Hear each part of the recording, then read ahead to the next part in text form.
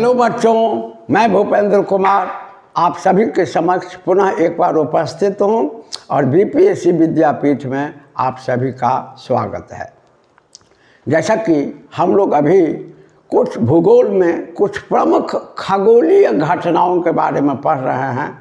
जैसा कि हम सभी जानते हैं कि हमारे ब्रह्मांड के 3 पिंड जो हमारे लिए बहुत महत्वपूर्ण हैं और ये तीनों पिंड गतिशील हैं, तो तीनों की गतिशीलता के कारण विशेष प्रकार की खगोलीय घटनाएं घटती रहती हैं। और ये 3 पिंड हैं सूर्य, अपनी पृथ्वी और चंद्रमा। और बहुत सी ऐसी खगोलीय घटनाएं होती हैं जिनमें पृथ्वीवासी पर इसका प्रत्यक्ष प्रभाव दिखाई देता है। तो ऐसे ही खगोलीय घटनाओं के बारे में हम लोग 2 प्रमुख खगोलीय घटनाओं के बारे में पढ़ चुके हैं, जिनमें एक हम लोग पढ़े हैं युति वियुति, जिसको अंग्रेजी में कहते हैं सिजली, जिसके परिणाम स्वरूप सूर्य ग्रहण और चंद्र ग्रहण होता है। और एक हम लोग पढ़े हैं इक्विनॉक्स, जिसको हिंदी में कहते हैं विषुव, और जिसके परिणाम स्वरूप पृथ्वी के दोनों गोलार्धों में दिन और रात की अवधि बराबर होती है। अब इसी प्रकार की एक बहुत ही प्रमुख और उपयोगी परीक्षोपयोगी खगोलीय घटना के बारे में पढ़ेंगे, जहां काफ़ी प्रमुखता से सवाल आते हैं। और यह खगोलीय घटना है संक्रांति या आयनांत, जिसको अंग्रेजी में कहते हैं सॉल्स्टिस। अब सॉल्स्टिस का सामान्य अर्थ होता है कि सूर्य का कर्क तथा मकर रेखा पर लंबवत होना या संक्रमित होना। अर्थात जब सूर्य कर्क तथा मकर रेखा पर संक्रमित हो, ठीक उसके सामने हो, तो इस घटना को कहा जाता है सॉल्स्टिस, या हिंदी में आयनांत या संक्रांति। अब देखिए क्या होता है कि हम सभी जानते हैं कि यह जो ग्लोब है हमारी पृथ्वी का प्रतिरूप है। और ग्लोब के ठीक बीचों बीच क्षैतिज रूप से जो रेखा खींची गई है, जिसको 0 डिग्री अक्षांश रेखा कहते हैं, या इसको अंग्रेजी में इक्वेटर लाइन, भूमध्य रेखा कहते हैं। और भूमध्य रेखा के कारण हमारी पृथ्वी 2 बराबर भागों में बढ़ चुकी है, जिनमें से उत्तरी भाग को कहते हैं उत्तरी गोलार्ध, नॉर्दर्न हेमिस्फीयर, और दक्षिणी भाग को कहते हैं दक्षिणी गोलार्ध, साउदर्न हेमिस्फीयर। और आपने पढ़ा है कि उत्तरी गोलार्ध में 90 अक्षांश रेखाएं हैं जो क्षैतिज रूप से खींची गई हैं, और दक्षिणी गोलार्ध में भी 90 अक्षांश रेखाएं हैं जो क्षैतिज रूप से खींची गई हैं। तो उत्तरी गोलार्ध में जो 23.5 डिग्री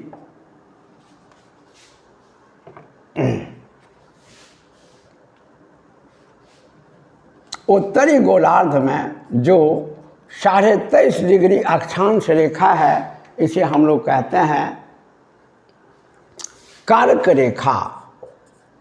रेखा, या अंग्रेजी में कहते हैं ट्रॉपिक ऑफ कैप्रिकॉर्न। ठीक इसी तरह से दक्षिणी गोलार्ध में जो 23.5 डिग्री दक्षिणी अक्षांश रेखा खींची गई है, इसे कहते हैं मकर रेखा, tropic of capricorn, tropic of cancer and tropic of capricorn. बोलने के क्रम में कहीं कहीं गलती हो जाती है तो उसको सुधार देते हैं आगे, कहीं फ्लो में एक आध शब्द गलत निकल जाता है तो उसको ध्यान में रखेंगे, अदरवाइज नहीं लेंगे। और कर्क रेखा ट्रॉपिक ऑफ कैंसर और मकर रेखा ट्रॉपिक ऑफ कैप्रिकॉर्न। और देखिए कि कर्क रेखा और मकर रेखा की पहचान तो पहले ही हम लोग कर चुके हैं। और जब सूर्य कर्क रेखा के बिल्कुल सामने हो और मकर रेखा के बिल्कुल सामने हो, तो इसी घटना को कहा जाता है संक्रांति या आयनांत, या अंग्रेजी में सॉल्स्टिस। अब देखिए इसका परिणाम क्या होता है। तो इसको हम अब समझ गए, कर्क रेखा है, इसको हम सुविधा के लिए, अध्ययन की सुविधा के लिए इसको मिटाते हैं और इसको भी मिटा देते हैं। अब देखिए क्या होता है, या आप ऐसे देख सकते हैं, यहाँ पर समझें कर्क रेखा, कर्क रेखा और मकर रेखा, मकर रेखा। अब देखिए कि सूर्य जो होता है, सूर्य जब सूर्य बिल्कुल कर्क रेखा के लंबवत होता है, बिल्कुल सूर्य की किरण कर्क रेखा पर पड़ती है, कर्क रेखा के सामने सूर्य होता है, तो सूर्य की किरण सीधे कर्क रेखा पर पड़ती है, इसी को कहते हैं संक्रमित होना।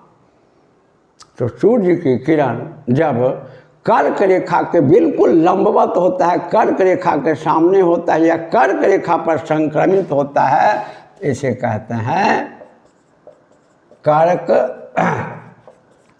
कर्क संक्रांति, या अंग्रेजी में कहते हैं समर सॉल्स्टिस। और ऐसा 21 जून को होता है, 21 जून को होता है। और इसका परिणाम क्या होता है आप समझ सकते हैं। किसी भी क्षेत्र में दिन और रात की अवधारणा का निर्धारण इस बात से होता है कि वहाँ सूर्य की किरण कितने समय के लिए पड़ती है। अगर सूर्य की किरण ज़्यादा समय के लिए रहेगा तो दिन की अवधि अधिक होगी और रात की अवधि कम हो जाएगी।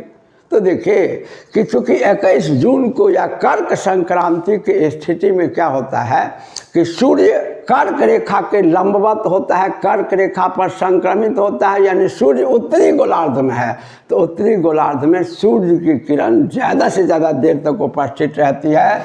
तो ध्यान में रखेंगे कि कर्क संक्रांति में नॉर्दर्न हेमिस्फीयर में, उत्तरी गोलार्ध में दिन की अवधि,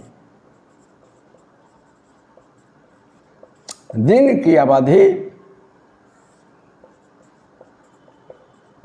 सबसे अधिक होती है, यानी उत्तरी गोलार्ध में कर्क संक्रांति में दिन सबसे बड़ी, दिन सबसे बड़ा होगा। और स्वाभाविक बात है कि जब दिन से सबसे बड़ा होगा तो रात क्या हो जाएगा, सबसे छोटी हो जाएगी। तो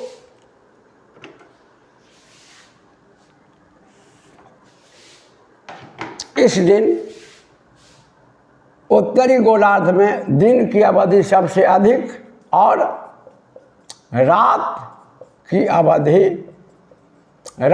अवधि सबसे छोटी होगी। यानी इस दिन कर्क संक्रांति के दिन उत्तरी गोलार्ध में दिन सबसे बड़ी और रात सबसे छोटी होगी। और जब दक्षिणी गोलार्ध की बात करें तो आप समझ सकते हैं कि ठीक विपरीत स्थिति हो जाएगी। और स्थिति ये हो जाएगी कि इस दिन दक्षिणी गोलार्ध को, यानी कर्क संक्रांति की स्थिति में दक्षिणी गोलार्ध में दिन सबसे छोटी और रात सबसे बड़ी। और सहज है कि उत्तरी गोलार्ध के ठीक विपरीत स्थिति दक्षिणी गोलार्ध में हो गई। तो आप समझ सकते हैं कि जब सूर्य कर्क रेखा के बिल्कुल सामने होता है, सूर्य की किरण कर्क रेखा के लंबवत होती है, बिल्कुल कर्क रेखा पर पड़ता है, तो कर्क संक्रांति कहलाता है। अंग्रेजी में समर सॉल्स्टिस कहते हैं। ऐसा 21 जून को होता है। और इस तिथि को उत्तरी गोलार्ध में दिन सबसे बड़ी या दिन की अवधि सबसे अधिक और रात की अवधि सबसे छोटी, यानी दिन सबसे बड़ी और रात सबसे छोटी होती है।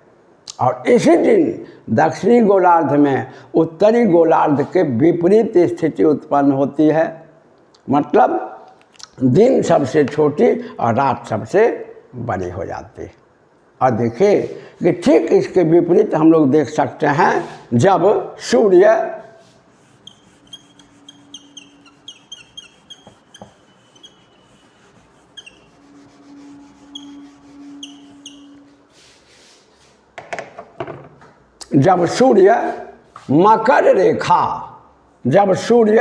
मकर रेखा यानी 23.5 डिग्री दक्षिणी अक्षांश रेखा पर संक्रमित होता है, तो इसे हम लोग कहते हैं मकर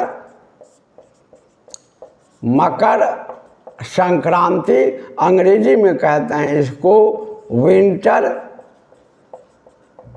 सॉल्स्टिस, अंग्रेजी में कहते हैं इसको विंटर सॉल्स्टिस, विंटर सॉल्स्टिस। और यह घटना आपको 22 दिसंबर को होती है।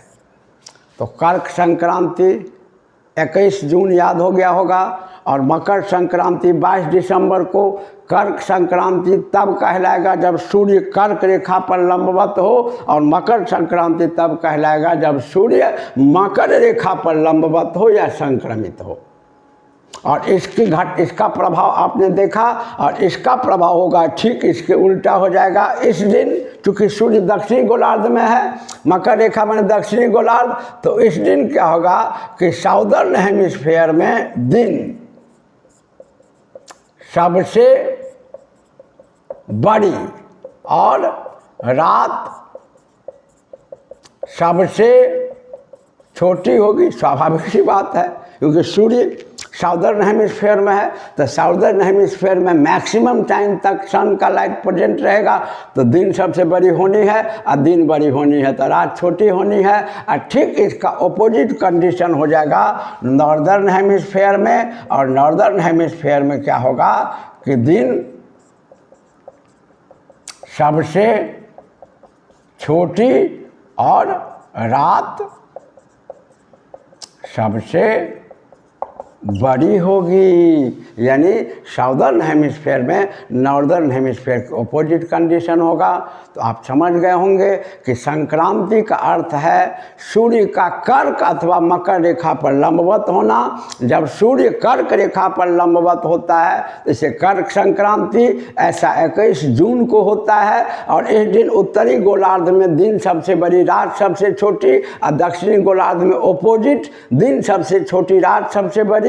और जब सूर्य मकर रेखा पर संक्रमित होता है, लंबवत होता है, तो मकर संक्रांति ऐसा 22 दिसंबर को होता है। और इस दिन साउदर्न हेमिस्फीयर में दक्षिणी गोलार्ध में दिन सबसे बड़ी रात सबसे छोटी, और ठीक ऑपोजिट कंडीशन क्रिएट होता है नॉर्दर्न हेमिस्फीयर में, जिसमें दिन सबसे छोटी और रात सबसे बड़ी होती है।